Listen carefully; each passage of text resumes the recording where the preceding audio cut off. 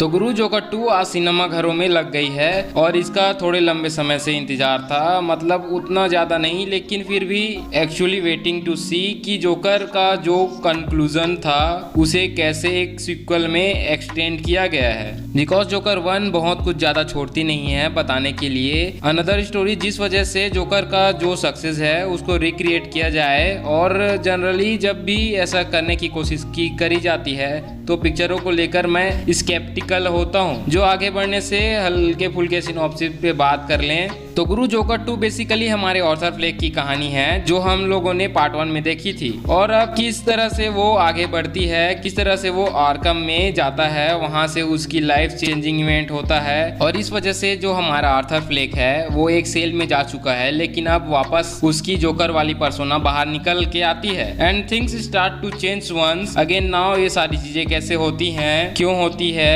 Harley Quinn का character इन सब चीजों में कैसे पार्टिसिपेट करके आर्थर फ्लेक को मोटिवेट करता है, और क्या आर्थर फ्लेक जिस जगह पे फंसा हुआ है, जिस सोसाइटी में फंसा हुआ है, उससे बच के बाहर निकल पाएगा या नहीं, ये सारी चीजों पे ध्यान दिया जाता है। That I want to point out about this movie कि अगर आप लोग को नहीं पता ये एक म्यूजिकल मूवी है एंड मूवी में गाने हैं, तो आगे बढ़ते हैं। Joker and Harley are in love with each other. Now अगर डायरेक्शन पे बात करी जाए तो टॉड फिलिप्स ने वही जोकर 1 में जो उन्होंने स्टाइल की पिक किया था उसी को इस मूवी में डाला है। मतलब मूवी की टोन वही सेम है, बस फर्क ये हो जाता है कि बहुत सारी मूवी कोर्ट के अंदर और आर्कम जेल जो है उसके अंदर टेक प्लेस करती है, रदर देन जैसे फर्स्ट पार्ट में गौतम सर का एक काफी बड़ा पार्ट दिखाया गया था तो वो इस मूवी में मिसिंग है। फिर मूवी का इंट्रो बहुत ही क्रिएटिव तरीके से बनाया हुआ है, जैसे वो 90s के कार्टून आया करते थे लूनी टून्स वाले, तो उसी तरह से जोकर के इंट्रो को क्रिएट करने की कोशिश करी गई है। और इसको देखकर लगता है कि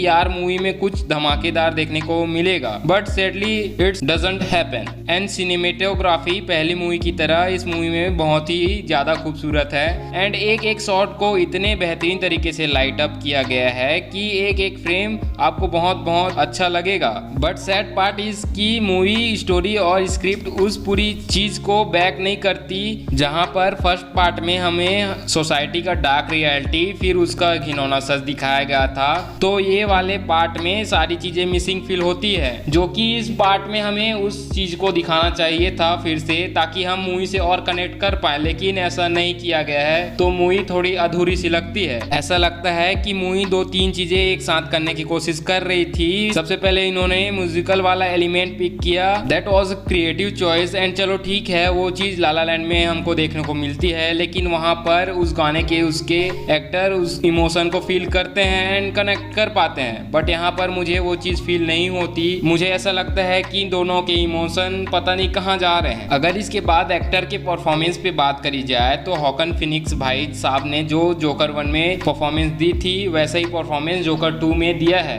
एंड वही लेडी गागा ने भी वैसा ही परफॉर्मेंस दिया है जैसा कि ऑडियंस को चाहिए था। वैसे मेरे हिसाब से ये मूवी लगभग ठीक ठाक है, उतना उम्मीद ना रखना क्योंकि उतना फील नहीं देती जैसा तुम्हें जोकर 1 देती है। तो गुरु अगर तुम देखने जाओगे तो उतना एक्सपेक्टेशन मत रखना। तो गुरु आते रहिएगा बार बार। Thank you and subscribe to my channel and like.